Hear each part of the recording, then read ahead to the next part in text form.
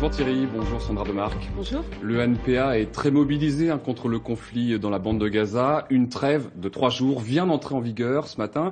Est-ce que c'est un espoir ou est-ce que ces petites trêves un peu récurrentes ne riment à rien pour vous ? En tout cas, c'est un soulagement pour le peuple palestinien. Et ça, il faut le noter, parce que depuis l'offensive de l'État d'Israël sur la bande de Gaza, les Palestiniens aujourd'hui subissent de façon incessante des bombardements. Aujourd'hui, il y a plus de 1400 morts, 8200 blessés, 300 000 Gazaouis qui ont été déplacés. Et on voit que l'État d'Israël aujourd'hui veut en finir méticuleusement avec la bande de Gaza. Et rien n'échappe aujourd'hui à la force de frappe de l'État d'Israël, que ce soit les écoles de l'ONU, les hôpitaux, les aires de jeu, les plages. Bon, donc évidemment c'est une bonne chose cette trêve et ce cessez-le-feu temporaire. Mais comme l'a dit Netanyahou hier, cessez-le-feu ou pas, l'État d'Israël terminerait le travail dans la bande de Gaza. Que peut faire la France? Que doit faire l'Europe? La France, l'Europe doit déjà arrêter leur silence et le soutien explicite ou implicite de la politique de l'État d'Israël. Il doit exiger de l'État d'Israël la fin de ce conflit, doit exiger de l'État d'Israël le respect des droits des Palestiniens, le respect des résolutions de l'ONU. Et la France, en particulier, doit changer de discours. Depuis le début du conflit, on s'aperçoit que la France, et en particulier François Hollande, soutient explicitement la politique d'Israël.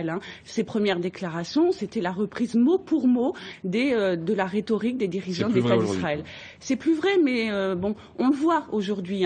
C'est quand même une rupture avec ce qui s'est passé depuis des années, avec la position de Mitterrand, de Chirac, et y compris de Sarkozy. Parce que jusqu'à présent, la France demandait la création de 2 États, soutenait la création de 2 États, soutenait la fin, voulait en terminer avec la colonisation. Et aujourd'hui, on n'a plus ce discours-là de la part de François Hollande. Le NPA, avec d'autres collectifs et associations, appelle à une nouvelle manifestation pro-palestinienne demain à Paris. Est-ce qu'elle sera autorisée, celle-ci, ou pas? Actuellement, elle est autorisée. Donc on voit qu'on ne sait plus trop comment le gouvernement se positionne. Un coup, il autorise, un coup, il interdit. Alors même quand c'est interdit, le NPA, il y est, il appelle à venir. Et d'ailleurs, ça a valu une comparution d'Alain Pojola. Il est poursuivi en justice pour avoir appelé à braver cette interdiction. Que risque-t-il aujourd'hui?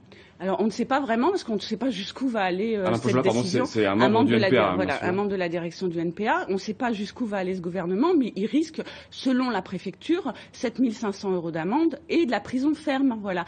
Mais nous, on considère que ce qui se passe par rapport à Alain, ce qui se passe, c'est une attaque sans précédent sur l'ensemble du mouvement de solidarité aujourd'hui.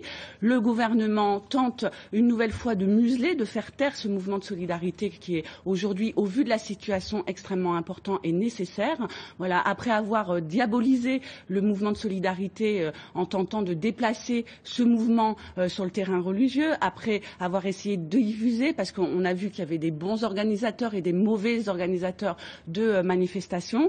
Donc aujourd'hui, ils tentent de criminaliser ce mouvement. Et évidemment, nous, il nous fera pas taire et on sera dans toutes les manifestations, en particulier, comme vous l'avez noté, celle de demain à Paris, 15h, place d'Enfer Rochereau. Dans ce mouvement de solidarité, il y a aussi des associations collectives plus ou moins fréquentables. Je pense au collectif Cheikh Yassine qui se revendique proche du Hamas. Est-ce que ça trouble pas un petit peu votre message en fait? Évidemment, mais ça c'est une minorité dans le mouvement de solidarité. Aujourd'hui, la majorité des organisations qui fassent partie du collectif national ou pas sont des gens, sont des associations pour la solidarité avec le mouvement de solidarité. Et aujourd'hui, c'est pas une guerre contre le Hamas que fait l'État d'Israël. C'est une guerre contre l'ensemble de la population palestinienne, contre l'ensemble des Palestiniens. Et ça, il faut qu'aujourd'hui, le mouvement de solidarité, qu'il soit en France ou ailleurs, il puisse s'exprimer et donc le gouvernement n'arrivera pas à nous faire taire.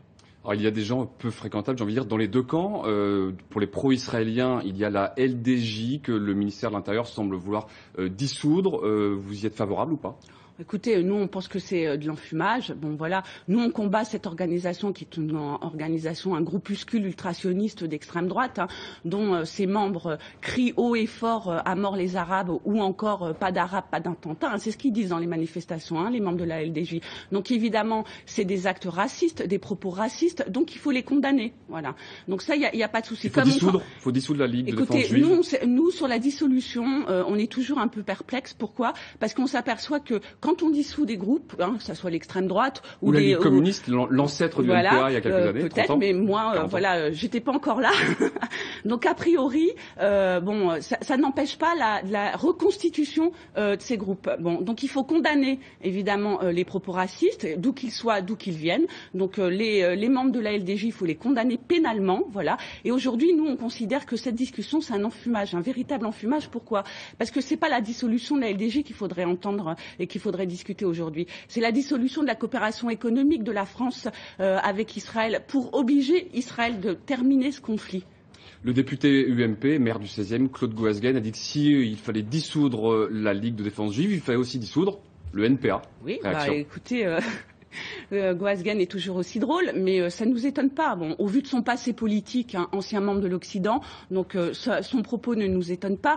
Mais je rappellerai simplement que le NPA est une organisation du mouvement ouvrier, c'est une organisation antiraciste reconnue comme telle. La LDJ, par contre, est une organisation raciste, une organisation violente qui provoque, qui agresse aujourd'hui en Israël et aux États-Unis et qui provoque aujourd'hui les militants et qui agresse les militants du mouvement de solidarité, et on l'a vu comme le 13 juillet dernier à la place de la Bastille.